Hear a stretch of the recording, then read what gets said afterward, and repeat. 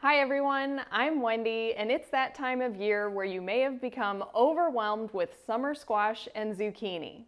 So today I wanted to share my summer squash bread recipe with you. This savory bread is really versatile and it's a great addition to any meal. I'll start by making a vegan buttermilk. This works best using a higher protein milk such as soy milk. I don't have any soy milk today, so I'm using almond milk instead, and any kind of plant milk should work. To that, I'm adding a tablespoon of apple cider vinegar. I'll stir it up and set it aside to thicken for a bit. Then I'm going to make some oat flour.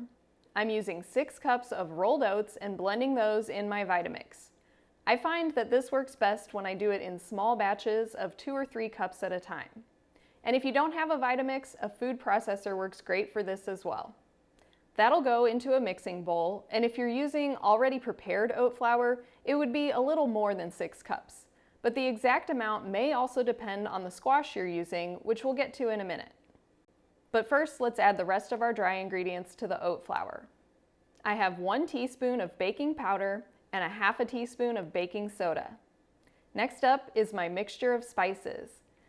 This is a teaspoon each of cumin, dill, and chives, a half a teaspoon each of turmeric, paprika, granulated onion, and granulated garlic, and then about a 1/4 teaspoon of black pepper. If you want to add a little extra kick, you can add a pinch of red pepper flakes. Finally, I'm adding 3 tablespoons of nutritional yeast.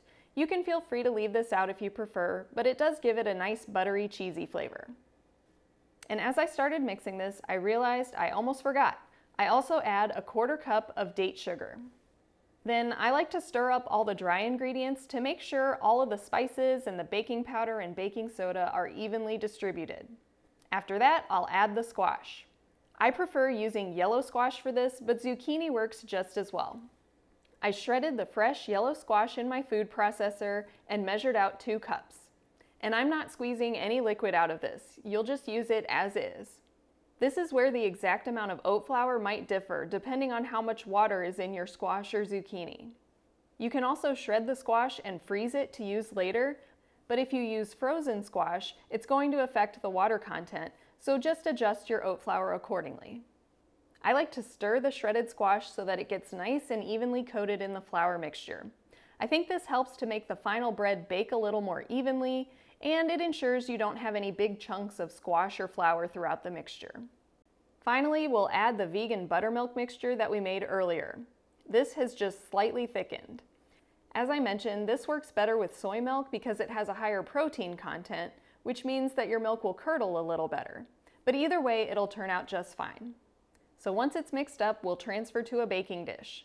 Sometimes I make this in my 8 by 12 inch glass casserole dish, and for easy cleanup, you can line it with parchment paper.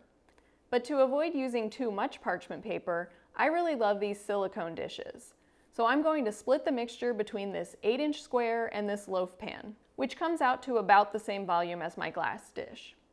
You can also make this into muffins if you prefer. And I like doing it that way because my favorite part of the bread is the crispy edges. But whatever baking dish you decide on, it'll go into a 350-degree oven, and I'll bake this for about 45 to 50 minutes until it's firm to the touch and starting to turn brown on top. When making it in a muffin pan, it'll probably cook a little quicker, so I check it around 35 minutes or so. Once it's done baking, I'll set it out to cool. If you try to remove things from a silicone pan when they're still hot, it'll probably break apart. But if you allow it to cool, it comes out easily. This bread can be eaten warm or cold, and it's a great addition to any meal. I like to have it in any place you might eat cornbread, with soups, stews, chilies, and more. The texture will be very dense if you eat it cold, and I love that for a snack on the go when you want that extra bite to chew on. Or you can warm it up in the microwave or toaster oven for a slightly lighter texture. As always, you can use this basic recipe, but flavor it up with different spice blends to fit with different meals.